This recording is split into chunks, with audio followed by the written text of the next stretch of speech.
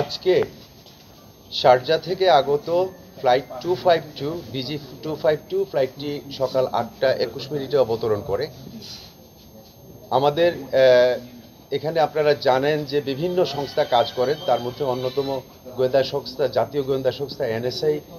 তারা রিপোর্ট পান বা তারা অবগত হন যে একজন যাত্রী সন্দেহভাজন থাকবেন, তার কাছে কিছু মালামাল থাকবে, চোরাচালানের মালামাল থাকবে। সেই অনুযায়ী সেই যাত্রীকে তারা টার্গেট করেন এবং সেক্ষেত্রে তারা কাস্টমস একটা শুল্ক গোয়েন্দা ইউনিট আছে, ওনাদের সহযোগিতায় অ্যারাইভেল হলে আপনারা জানেন যে কাউকে যদি সন্দেহ হয় অথবা কাউকে যদি স্ক্রিন করতে হয়, রেড চ্যানেল আছে, কেউ যদি ডিক্লারেশন না দেয় সেক্ষেত্রে তাকে এক্সরেতে চেক করা হয় এবং তারপরে সিদ্ধান্ত নেওয়া হয়। প্রাথমিক সিদ্ধান্তে ধরা না পড়লেও NSI কর্তৃপক্ষ এবং অন্যান্য যারা ছিলেন শুল্ক গোয়েন্দা সহ তাদের সন্দেহ থেকেই যায় এবং তারা সেই ক্ষেত্রে সিভিল এভিয়েশনের নিরাপত্তা ইউনিটের সহায়তা নেন।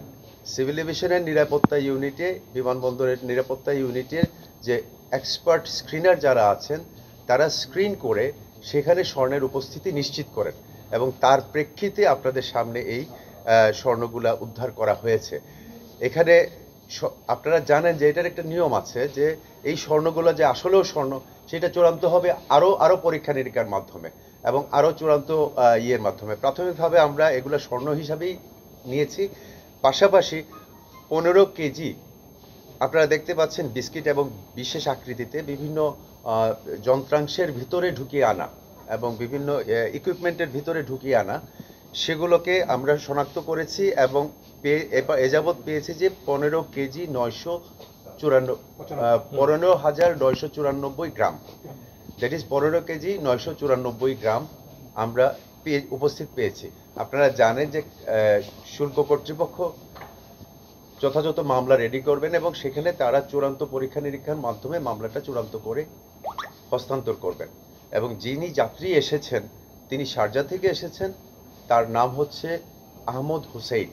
এখানে আসলে যে মেকানিজমে এটা এসেছিল ওই মেকানিজমের কারণে এটা আমাদের স্ক্যানারে আসলে ওইভাবে এটা ইনিশিয়ালি ধরা পড়ে নাই। তারপরে এটা ওই ব্যাটারি সদৃশ একটা বস্তু আমরা ওইটা ইনিশিয়াল স্ক্যানিংয়ে বোঝা যাচ্ছিল, কিন্তু আমাদের ওই ইনিশিয়াল স্ক্যানিংয়ের মাধ্যমে এটা একদম ক্লিয়ারলি দেখা যায়নি।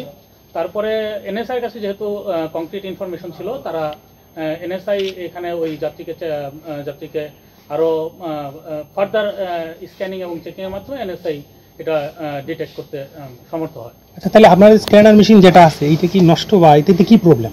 না, বুঝতে পারলেন না? এটা নষ্ট না, বেসিক্যালি এই স্ক্যানিং আমাদের সহায়তায়, কাস্টমসের সহায়তায়, নট গোয়েন্দা, কাস্টমের সহায়তায় আমাদের স্ক্যানিংয়ে দুবার স্ক্যানিং দেওয়া হয়েছে।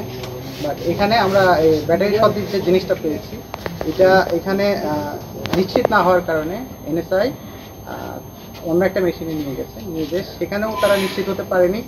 ওই একই দেখা গেছে ব্যাটারি সদৃশ, সেখানে গিয়ে তারা জিনিসটাকে আরও অধিকতর যাচাইয়ের জন্য জিনিসটাকে খোলা হয়েছে। আপনারা জানেন এটা নিয়ে আসছে একটা কপি মেশিনের মধ্যে, পরে কপি মেশিনটা খোলা হয়েছে। কপি মেশিন খোলার পরে যেটা ব্যাটারি সদৃশ যে অংশটা ব্যাটারি থাকে সেই অংশটা খোলা হয়েছে। খোলার পরে ওর ভিতরে আমরা এই জিনিসটা ফিজিক্যাল স্ক্যানিং